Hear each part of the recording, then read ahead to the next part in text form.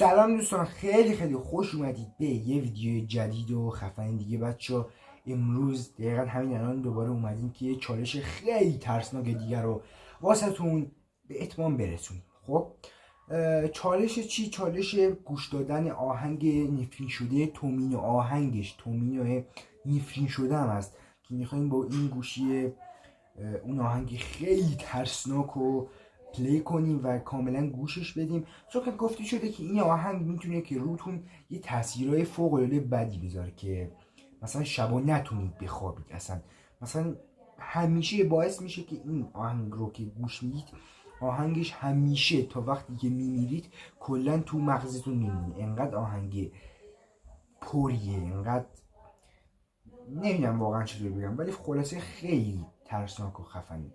برو بریم که من این آهنگ رو پلی کنم. خب بذارید یه لحظه. آهنگ تومینو. بله، آهنگ تومینو رو که میزنید فوق العاده ویدیوهای زیادی رو واسه میاره که همه تقریبا گذاشتن. آهنگ جهنم تومینو. من که این آهنگ رو بذارید پلیش کنم توی آپارات که تبلیغ لعنتیه. برو گم شو دیگه، ما میخوایم.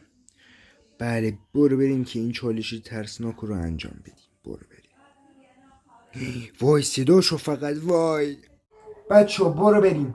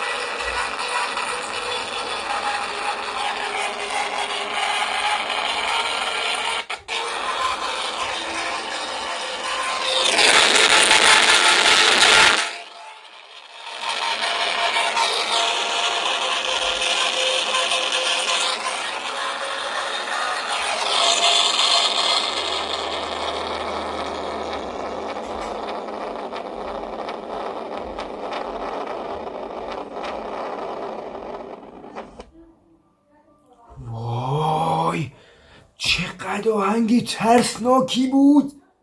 من حتما با میکروفون گوشی صدا رو واسهتون پلی میکنم که ببینید چقدر آهنگ عجیب غریب و ترسناکیه. واقعا اصلا یه رو آدم واقعا تاثیر داره. الان من 10 سال دیگه که اصلا این آهنگ رو اگه تا 10 سال دیگه گوش ندم، همون 10 سال آینده این آهنگ رو یادم میاد. اینقدر اصلا شما یه دو سه بیش از مثلا 5 دفعه گوشش کنید، همیشه تو ذهنتونه، حتی وقتایی هم که میخوابید. واسه به این دلیله که میگه روتون تاثیر منفی میذاره. بچه‌ها امیدوارم که از این چالش بسیار خفن و جذاب خوشتون اومده باشه. حتما ویدیو رو لایک کنید. قطعا باید لایک کرده باشید، چون که این ویدیو واقعا خیلی خفن و باحال بود که بهتون حالم داد. این لایک رو کلیک کنید، واقعا وقت زیادی از شما رو نمیگیره. و حتما کانال ما رو دنبال بکنید و نظرتون هم در بخش کامنت ها بنویسید. بچه‌ها حتما همین الان کانال ما رو دنبال بکنید تا واسهتون چالش ها و ولاگ ها و مخصوصا بازی های خیلی مختلف دیگه هم آپلود بکنیم. تا ویدیو بعدی، خدا نگهدار.